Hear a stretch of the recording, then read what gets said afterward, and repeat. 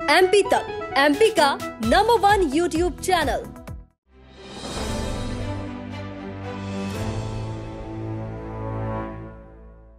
नमस्कार, मैं हूं हेमेंद्र शर्मा और आप देख रहे हैं एमपी राउंडअप। मध्य प्रदेश में होने जा रहे पंचायत चुनावों में ओबीसीज को दिए जाने वाले 27% रिजर्वेशन पर सुप्रीम कोर्ट ने स्टे लगा रखा है।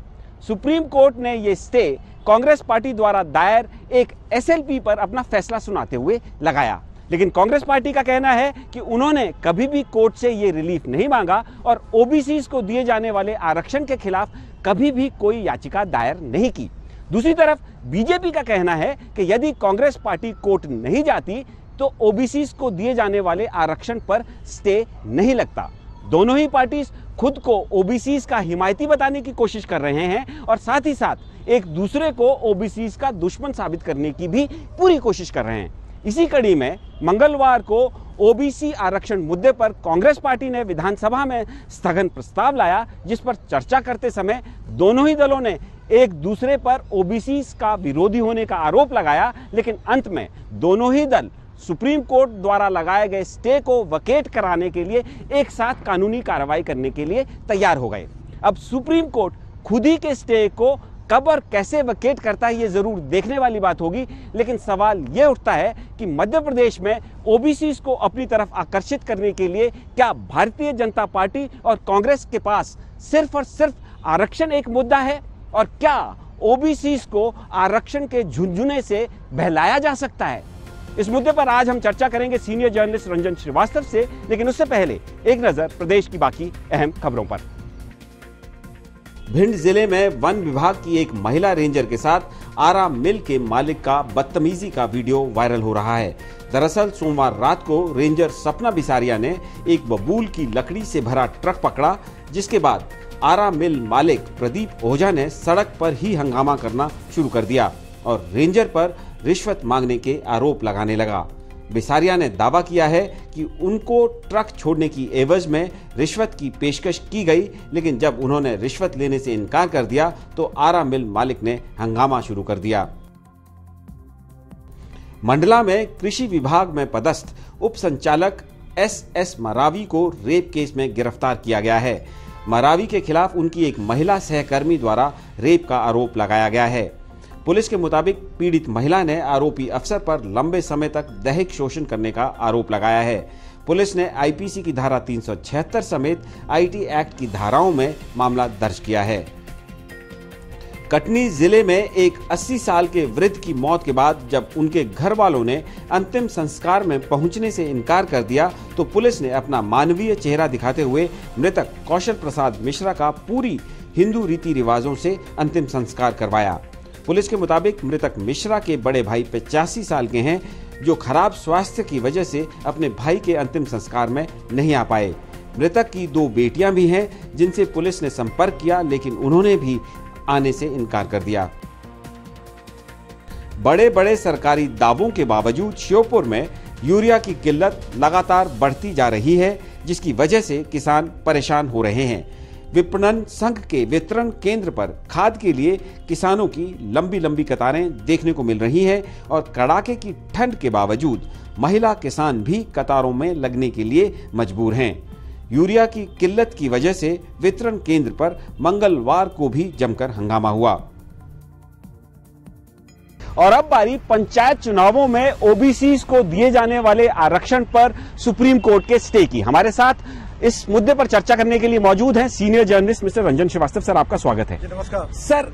कांग्रेस पार्टी कह रही है कि उन्होंने कभी भी कोई याचिका दायर नहीं की जिससे ये रिलीफ मांगा हो कि ओबीसी को दिए जाने वाले रिजर्वेशन पर स्टे लगाया जाए। बीजेपी कह रही है कि कांग्रेस पार्टी यदि कोर्ट नहीं जाती तो ये स्टे कभी लगता ही नहीं। तो आपके हिसाब से आखिर ये जो स्टे लगा है इसके लिए कौन जिम्मेवार है? देखिए, एक तो फैक्ट है कि कांग्रेस गई है।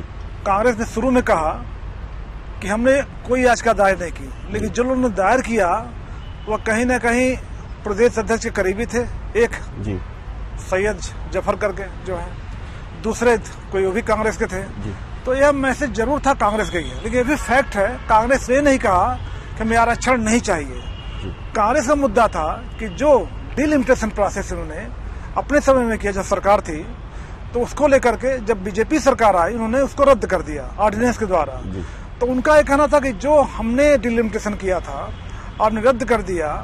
बहुत से ऐसे पंचायत हैं जो बाद में आए, उनका बिना आरक्षण किए, बिना रोटेशन मिलाए कैसे चुनाव करवा सकते हैं। अच्छा सर, जैसे आपने कहा कि कांग्रेस पार्टी कोर्ट तो गई, ये तो फैक्ट है, लेकिन कांग्रेस पार्टी ने कभी ये एक्सपेक्ट नहीं किया था कि अगर वो जब वो कोर्ट गए या उनकी एसएलपी पर सुप्रीम कोर्ट इस तरह का कोई फैसला देगा, लेकिन सुप्रीम कोर्ट ने तो फैसला दे दिया है। तो क्या कांग्रेस पार्टी को इसके लिए जिम्मेवार ठहराया जा सकता है?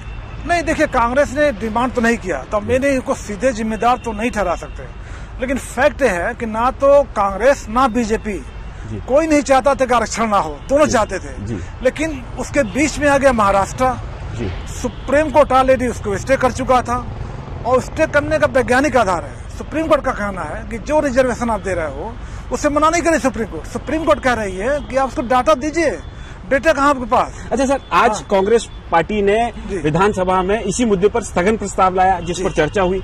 दोनों ही दलों ने गिनाया कि उन्होंने ओबीसीज के लिए क्या क्या किया, लेकिन फैक्ट ये है कि ओबीसीज को रिजर्वेशन वाले मामले में दोनों ही दल कुछ खास कर नहीं पाए हैं। दोनों ही क्रेडिट क्लेम करना चाह रहे हैं, और एंड में, डिस्कशन के एंड में दोनों ही दल इस बात के लिए भी राजी हो गए कि सुप्रीम कोर्ट से ही कोई रिव्यू करवाया जाना चाहिए, और एक साथ संयुक्त कार्रवाई के लिए भी तैयार हो गए।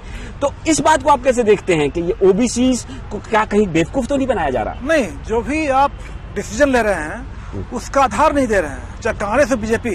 तो क्या ये मजबूरी के डिसीजन? कांग्रेस ने जो 27% का रिजर्वेशन दिया था गवर्नमेंट जॉब में, जो बीजेपी ने बाद में फॉलो करने की बात कही, वो बिना किसी आधार का। हाईकोर्ट ने स्टे किस बात पे किया कि भाई कोई कमीशन तो बनाओ, आधार तो लाओ, डाटा दो मुझे। तो ना तो कांग्रेस ने तब दिया ना बीजेपी दे रही है। तो बार बार कोर्ट कह रही है कि जो आप आधार दे रहे हो, रिजर्वेशन की बात कर रहे हो, उसका आधार तो दो हमें। सर, तो ना कांग्रेस ने तब दिया था ना बीजेपी अब दे रही है। इसी से जुड़ा मेरा अगला सवाल है कि क्या भारतीय जनता पार्टी और कांग्रेस दोनों ही ओबीसीज को बेवकूफ बनाने की कोशिश कर रहे हैं, अपनी तरफ आरक्षण के मुद्दे पर रुझाने की कोशिश कर रहे हैं, क्योंकि दूसरा उनके पास कोई मुद्दा ओबीसीज को अपनी तरफ आकर्षित करने के लिए नहीं है? ओबीसी मुद्दा बहुत बड़ा पॉलिटिकल मुद्दा बन गया है। अभी ट्राइबल था, पहले एससी था, अभी ओबीसी है। 50% से ज्यादा ओबीसी यहाँ पे मौजूद है पॉपुलेशन। उस पर नजर कांग्रेस की भी, बीजेपी की है। अब दोनों एक दूसरे को ब्लेम कर रहे हैं। बीजेपी कह रही है आप अगर नहीं गए होते तो नहीं होता, कांग्रेस कह रही है कि आपने कुछ किया नहीं। तो दोनों एक दूसरे बाल खेल रहे हैं, लेकिन फिलहाल पॉलिटिकल मुद्दा है। दोनों पार्टी की नजर ओबीसी उस पर, लेकिन हमारा कहना दोनों ने ऐसा कोई क्वांटिफाइड डाटा नहीं दिया सुप्रीम कोर्ट को जिसके आधार पे कोर्ट कहती कि आपका जस्टिफाइड है। सर, दोनों ही दल ओबीसीज पर नजर गड़ाए हुए हैं, लेकिन ओबीसीज दोनों दलों को कैसे देख रहे हैं? मैं ये आपसे जानना चाहता हूं कि क्या किसी तरह का कोई कॉन्फिडेंस ओबीसीज को बीजेपी या फिर कांग्रेस में है? कोई ऐसा लग रहा है कि वो उनकी तरफदारी की बात कर रहे हैं, या दिल से या वाकई में चाहते हैं कि ओबीसीज को रिजर्वेशन मिले? देखिए, दोनों पार्टी अभी पंचायत पोल की बात चल रही है, तो गांव गांव बात करने की कोशिश हो रही है कि देखिए हम देना चाहते थे, दूसरी पार्टी नहीं देना चाहती थी। ये दूसरी पार्टी है जिन्होंने सेटल कर दिया सारा प्रोसेस, अगर नहीं जाते तो नहीं मिलता। तो दोनों पार्टी ओबीसी को लेकर कर रही है। ओबीसी किसकी बात मानेंगे ये देखने वाली बात होगी। जब भी पंचायत पोल होगा उसका रिफ्लेक्शन आ जाएगा उसमें। तो ओबीसीज को अपनी तरफ आकर्षित करने के लिए और दूसरी पार्टी को ओबीसीज के लिए जो आरक्षण दिया गया था उसके जो स्टे लगा उसके लिए ब्लेम करने के लिए दोनों ही दल पूरी कोशिश कर रहे हैं, लेकिन ओबीसीज किसको अपना हिमायती मानते हैं ये बात मध्य प्रदेश में होने जा रहे पंचायत चुनावों के बाद साफ हो जाएगी। एमपी राउंड अप में आज सिर्फ इतना ही, कल फिर मुलाकात होगी। तब तक के लिए थैंक यू, गुड बाय।